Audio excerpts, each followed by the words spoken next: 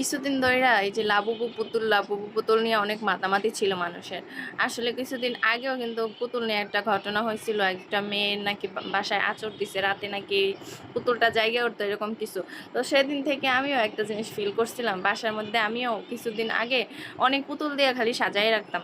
পরে আমার মেয়ের এমনিতে একটু প্রবলেম ছিল, তারপর আমি দেখতাম যে ওর আরও বেশি প্রবলেম। পরে আমার আম্মু বলছিল যে এই পুতুলগুলো ঘরে রাখো না, ওগুলো সব বস্তা ভরে রেখে দাও, ঘরের যেহেতু আছে। আর আমি কোনো সময় কোনো পুতুল টুতুল কিনি না, কারণ এইসব পুতুল টুতুল কিনলে এগুলো আমি অনেক বাচ্চা মানুষ, এগুলো বাইরে গেলে কিনতেই হয় বাচ্চাদের জন্য, কারণ এরা ধরে বসে থাকে খিচমাইরা, কিনতেই হবে, না ওই জায়গায় গড়াগাড়ি শুরু করে দেবে। তো যাই হোক, দুই একটা কিনলেও আর বেশিরভাগই আমি গিফট পাইতাম, ও এক একটা অকেশনে গিফট পাইতাম।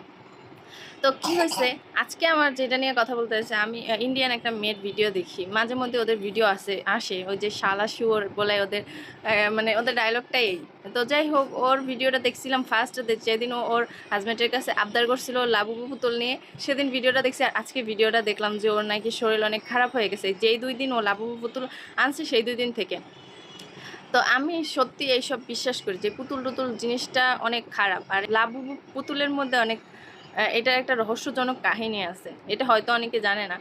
এই এই পুতুলটা আসলে একদম ভালো না, আর পুতুল টুতুল এমনিতেই ভালো না ভাই। তার থেকে ভালো এইসব না কিনে বাচ্চাদের থেকে এইগুলো থেকে দূরে রাখাই ভালো, কারণ বাচ্চাদের উপরে এইসব কিন্তু আকর্ষণ করা অনেক বেশি। যদিও বাচ্চারা ফ্রেস্তা, ওদের কাছে আসতে পারে না, কিন্তু দূর থেকে কিন্তু ওদের সাথে খেলা করে, ওদের ডাকে এই করে, কারণ আমি এইসব ফেস করছি। আমার মেয়ে প্রতিটা রাত এগুলো নিয়ে অনেক জ্বালাইছে যে আমাকে ডাকে, আমি ওইদিকে যাবো, এই করবো ওই করবো, বহুত ফেস করছি ভাই, এখনো পর্যন্ত করি।